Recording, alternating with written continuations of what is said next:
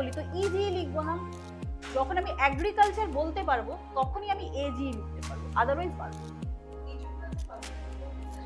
হ্যাঁ একদম একদম করানো হয়। কারণ আমি প্রথমে ঢুকতে কিন্তু কিয়ান আমাকে তাই বললো, আমি বললাম যে what is in your hand, তখন বললো কি বললো, প্রথম বললো কে ক, ও ফনিক্সে শেখে তো ওটাই বলে মানে কটা কি সাউন্ড করে ও আমি সেটাই বলবো, তো ওটাতেই ওর কনসেপশন হবে যে ও যখনই কে দেখবে কোথাও তো ওটাই বলবে। হ্যাঁ আপনি বলছি। আর এখন মানে মেয়ের ক্ষেত্রে কিরকম আপনার মনে হয় যে মানে যে কারণে আজকে বলতে আশা যে ও মানে ও ওয়ার্ল্ড অটিজমের ব্যাপারে,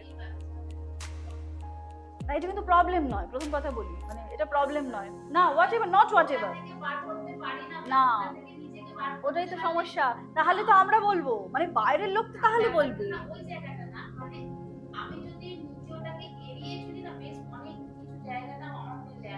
এড়িয়ে চলবো না তো, she is differently able, she is not disable, ও ওর মতো করে এবল। প্লিজ মানে মা হয়ে তো প্লিজ আমি ইটস আ রিকোয়েস্ট, আপনি কখনো বলবেন এটা প্রবলেম।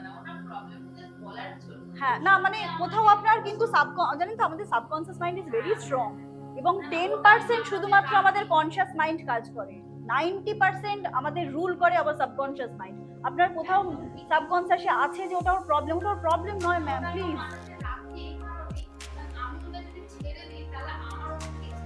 প্রবলেম ভেবে প্রবলেম ভেবে মাথায় রাখার দরকার নেই, শি ডিফারেন্টলি এবল।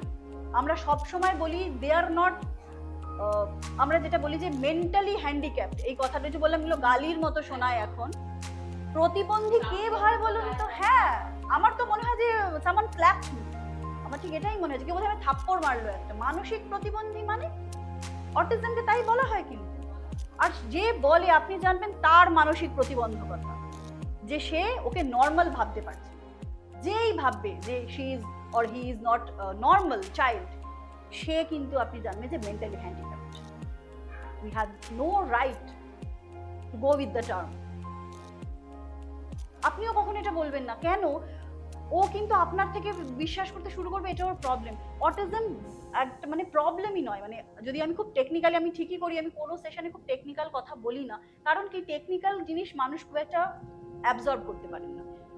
আজকে যদি আমি বলি কিছু তো নিশ্চয়ই অটিজম নিয়ে কথা আজকে আমরা বলবোই, আমি আপনাদের সবার জন্য অপেক্ষা করছিলাম যে একটা সবাই আসুক একসাথে ইন্টারঅ্যাক্টিভ বা ইন্ট্রোডাকশন সেশনটা শুরু করবো। আপনি হয়তো আমার থেকে বেশি জানেন কারণ আপনি এত বছর ধরে তার সাথে রয়েছেন। না না ডেফিনেটলি ওটা হয়, আমরা তো টেকনিক্যালি হয়তো একদম একদম সবাই সমান, ঠিক আছে সবাই সমান। আপনি ভাববেন না যে আমার বাচ্চার অটিজম ডিসঅর্ডার আছে বলি, মানে এটা কিন্তু অনলি ডিসঅর্ডার, এটা আমরা এটা বলি যে এটা নিউরো ডেভেলপমেন্ট ডিসঅর্ডার বা এনডিডি, তাই তো, মানে টেকনিক্যালি এটাই বলা হয়।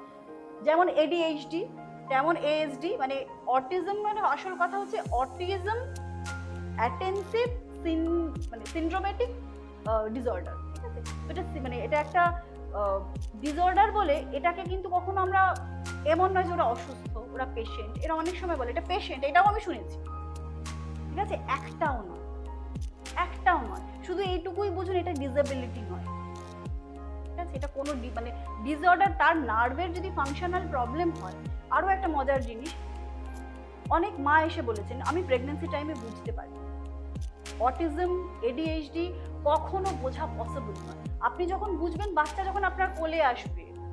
আর না আমি তো ম্যাম কোনো রকম, মানে মা এসে বলছেন আমি তো কোনো রকম, আমার অনেকবার আলট্রাসোনোগ্রাফি হয়েছে, তাকে বোঝানো যায় না যে আলট্রাসোনোগ্রাফি বা এই ধরনের স্ক্রিনিংয়ে স্ট্রাকচারাল প্রবলেম ধরা পড়ে, কোনো ফাংশনাল প্রবলেম আপনি ধরতে পারবেন না। আপনার সবগুলো ঠিক, মানে একটা বাচ্চার তার লাংসটা ঠিক হয়েছে কিনা, হার্টটা ঠিকঠাক ফরমেশন হয়েছে কিনা এগুলো জানা যাবে, কিন্তু ফাংশনাল তার ভেতরে কি সমস্যা আছে, তার সে কোনো নিউরো ডেভেলপমেন্ট প্রবলেম নিয়ে জন্মাচ্ছে কিনা, ওদের ডেভেলপমেন্টটা একটু দেরিতে হয়। একটা 5 বছরের বাচ্চা